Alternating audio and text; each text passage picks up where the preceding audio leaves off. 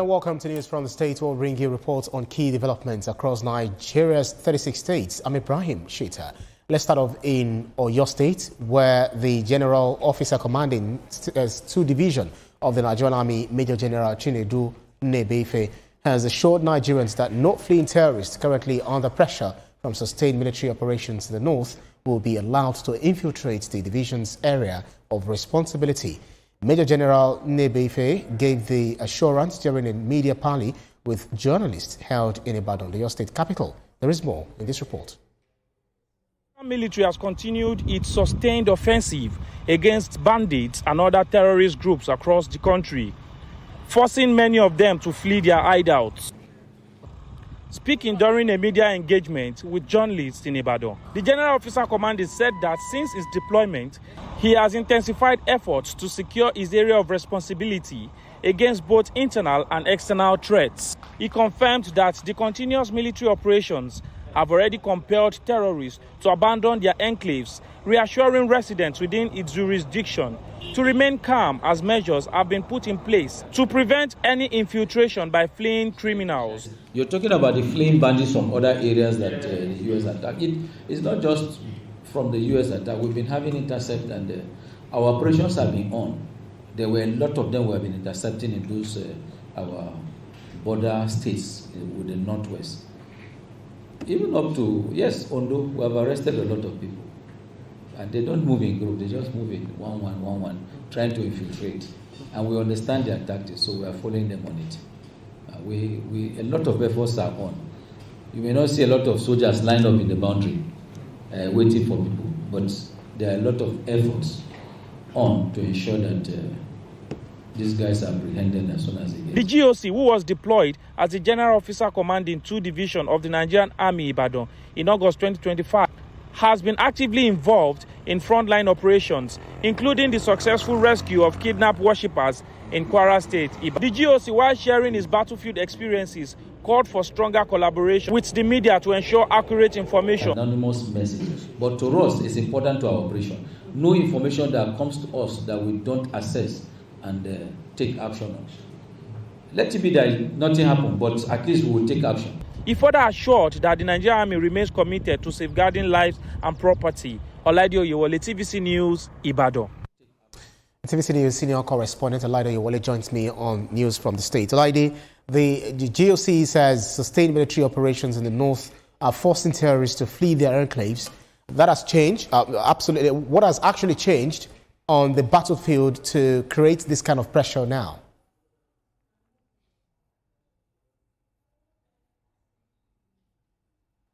If you can hear me. Yes, I can. Carry on. So, what has actually changed is the fact that there is now more aggressive offensives and operations against the several terrorist groups, especially since when the U.S. helped to bombard their hideouts in Sokoto State. And so since then, the Nigerian military has continued their clearance operations and both on land and air. And so because of that, the terrorists now do not have a safe haven for themselves. So they are trying to flee to several places that they feel that will be free for them.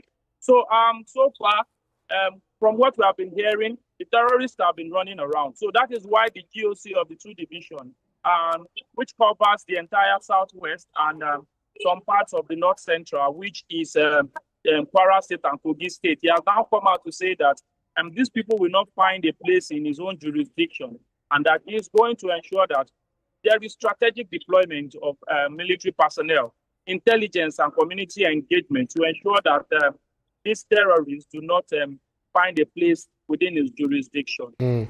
So the GOC also assured Nigerians that no fleeing terrorists will penetrate his jurisdiction, as you said. Are these measures more about physical presence, technology, intelligence gathering, or cooperation with communities, and which is most decisive right now? So if you can hear me, like I mentioned, there is now, from what the GOC said, there is now more of community engagement, and there is now more of intelligence, and there is now more of communicating and collaborating with community leaders and people who live in the several communities to ensure that these people do not enter into his jurisdiction. And you would also recall that sometimes last week, there was arrest of some people who were alleged terrorists who were fleeing their several forests that were caught in those states. So the GOC also said that investigations are ongoing on them, and then they will be prosecuted if they found guilty. If they are actually terrorists. So these are some of the things that are going on. Enough of a lot of intelligence gathering, a lot of strategic deployment of military personnel to the different borders. You also know that Kwara State shares border with Oyo State, and you know Kwara State belongs to the North Central Kogi State, where these people have operated very well. Sometimes last year to the end of last year. That's right. So he's now saying that they are not going to find a place there again, and they are not going to find a place outside Kwara State and Kogi State, which are other south in Nigeria. So he has now said and assured citizens, residents living within his jurisdiction that they can now be rest assured that they can sleep with their two eyes closed. Absolutely, operations are ongoing to ensure that their properties and lives are protected. Senior correspondent, senior reporter Olaide Yewole, live for us in Ibadan. Thank you so much for the update.